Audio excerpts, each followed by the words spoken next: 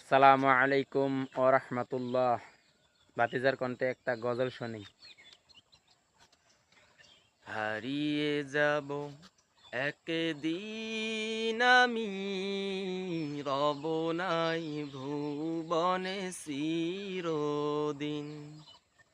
হারিয়ে যাব একদিন আমি, রব নাই ভুবনে চিরদিন।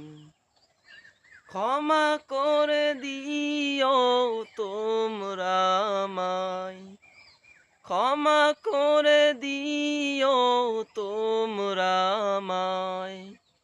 ভুল করে থাকি যদি কোনো দিন, হারিয়ে যাব একদিন আমি, রব নাই ভুবনে চিরদিন।